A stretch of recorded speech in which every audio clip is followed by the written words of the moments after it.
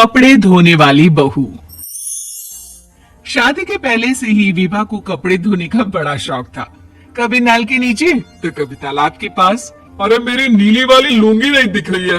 विभा की अम्मा, कहाँ रखी है लुंगी? अरे वो तो विभा ने परसों ही धोकर रखी थी आपकी अलमारी में, देखो वहीं होगी। वो ना मैंने आज धो दी, मुझे लगा कि गंदी हो गई होगी। अरे कैसे गंदी हो गई थी? उसे तो मैंने पहना भी नहीं। हे भगवान, इस लड़की के कपड़े धोने की आदत से परेशान हो गया हूँ मैं।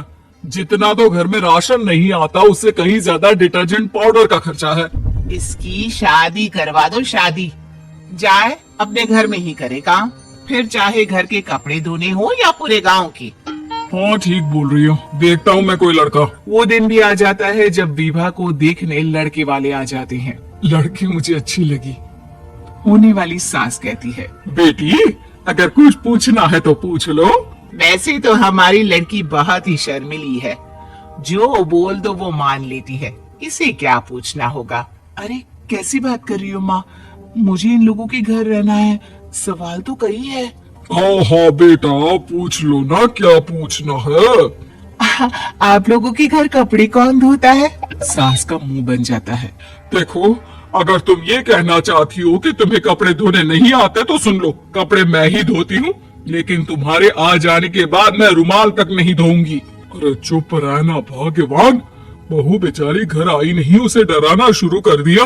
वो क्या है ना बिटिया, अभी तक तो ये कल्लू की माँ ही धोती थी, लेकिन अब तुम्हारे पापा तो दहेज में वॉशिंग मशीन देंगे ही। तभी विभा की माँ बोल पड़ती है, सवाल भी पूछा तो क्या। वैसे भाई साहब, मशीन की तो फिर भी कपड़े धोने की कैपेसिटी होती है, मतलब जो बिटिया दे रहे हैं ना विभा, इसे कपड़े धोने का बहुत शौक है।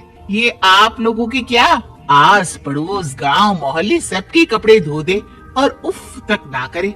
बाहर देखा नहीं आपने कितने कपड़े सूख रहे हैं, सब हमारी बिटिया ने ही तो धोए हैं। बस भी करो ना माँ, शर्म आ रही इतनी तारीफ सुनकर। और तो और एक दाग निकाल कर दिखाओ तो मान जाओ। हाँ अच्छा अच्छा, माफ करना बेटा, मैंने गलत समझा। हमें तो रिश्ता बहुत पसंद है। और ऐसे जुड़ जाता है रिश्ता कपड़े धोने का शौक रखने वाली विभा का। उसकी शादी हो जाती है कोयला फैक्ट्री में काम करने वाले कल्लू के साथ। शादी के बाद अचानक विभा चिल्लाती हुई सास के पास आती है, सासू माँ, अरे सासू माँ कहाँ है आप? ये तो धोखा है, धोखा दिया आप लोगों ने मुझे। इस ससुर के चक्कर के बारे में पता चल गया। अरे तो उसमें तुझे क्यों धोखा मिला है? अरे नल में पानी नहीं आता, कपड़े कैसे कब धुलेंगे? अच्छा अच्छा, तू पानी नहीं आ रहा उसकी बात कर रही है। तो आपने क्या सोचा? कुछ नहीं। अच्छा, तेरी माँ ने कहा था कि कपड़े धोने का शौक है, तुझे याद आया मुझे। शौक शौक बोलकर कपड़े धोने वाले मेरे जुनून को कम ना आके सासू माँ, कपड़ा धोना मेरा गुरूर है। तभी पति भी वहाँ आ जाता है। अभी अभी मैंने इसे सनी देओल की फिल्म दिखाई है, उसी के डायलॉग मार रही है माँ। अच्छा सुन, साफ साफ बता रही हूँ, पानी सुबह 4 से 6 और शाम को 10 से 12 आता है, समझी? विभा टाइमिंग सुनकर हैरान हो जाती है। ये क्या भूतों का मोहल्ला है? सुबह 4 बजे उठकर कौन कपड़े धोता है? 4 बजे टंकी में पानी जाता है, फिर सारा दिन धोना ना, किसने मना किया? अरे कैसी बात कर रही है? 200 लीटर की टंकी में कितने कपड़े धो लूंगी मैं, सुबह ही उठ जाऊंगी मैं। अब क्या था, विभा सुबह 4 से लेकर रात के 12 बजे तक कपड़े ही धोती रहती। एक रोज सास पड़ोस से निकलकर कहीं जा रही होती है कि साथ वाली कहती है, हाँ कल्लू की माँ, जरा ये बताओ कि 2 साड़ी है, 2 ब्लाउज और एक पेटीकोट और एक नाड़ी वाला लंबा कच्छा। हाँ तो? अरे तो क्या, कितना लोगी धुलाई ये बताओ। धोबन दिख रहे हैं हम क्या? हमारे पति सरकारी नौकरी से अभी अभी रिटायर हुए हैं और बेटा सुपरवाइजर है कोयला फैक्ट्री में। धोबन समझ रखा है हमें? हाय रे कल्लू की अम्मा, माफ कर दो, वो तो मोहल्ले में यही सब बता रहे थे कि तुमने बहू को कपड़ा धुलवाने के काम में लगा दिया है। सास को पड़ोसन की बात सुनकर गुस्सा आ जाता है। वो घर पहुंचती है जहां घर के बाहर ही इतने सारे कपड़े सूख रहे होते हैं जितने कि किसी धोबन के घर पर। अरे ओ कल्लू की दुल्हन, बाहर निकल। माँ जी यहीं आ जाओ, बाथरूम में चादर धो रहे हैं हम। अरे अभी हम धोते हैं, तुमको बाहर निकलो। ये आस पड़ोस वाले बोल रहे हैं कि हम बहू से कपड़े धुलवा धुलवा कर उसे कपड़ा धोने वाली बना दिए हैं। अरे छोड़ो ना माँ जी, किन लोगों की बातों में आती हो।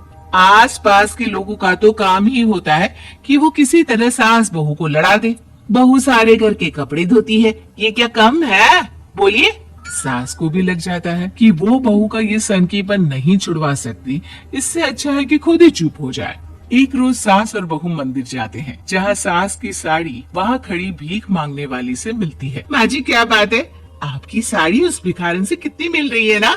हाँ हाँ देखो तो, दोनों की साड़ी मिल रही है। क्या बात है कल्लू की अम्मा, तुम खुद को तो अफसर की बीवी बताती हो और ऐसी सिंपल सी प्लेन साड़ी पहनकर घूमती हो। सिंपल और प्लेन नहीं है ये साड़ी। तो क्या सोने के धागे से फूल बने हैं? कुछ भी सासू माँ, कुछ भी। हाँ बने थे इस साड़ी में सोने के धागे से फूल। मेरे पति लेकर आए थे मद्रास से स्पेशली मेरे लिए 10,000 की। ताहे भाई साहब इस भिखारन के लिए भी सेम टू सेम साड़ी लेकर आए होंगे 10,000 की।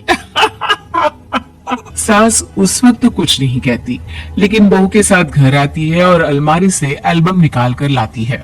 ये साड़ी देख रही है, ये वही साड़ी है जिसे मैंने अभी पहना था। इस साड़ी में ये जो चमकदार फूल दिख रहे हैं ना, ये सोने के धागों से काढ़े गए हैं। लेकिन तू लोकल वॉशिंग मशीन ब्रश से घिस घिस कर सारे फूलों को निकाल कर साड़ी प्लेन कर दी। मुझे माफ कर दीजिए सासू माँ। और तो और, जब मैंने तुझे तेरी गलती के लिए कुछ नहीं कहा, लेकिन तूने तो सबके सामने मेरा मजाक ही बना दिया। क्यों? बहू को समझ में आ जाता है कि अब से उसका कपड़े धोना बंद।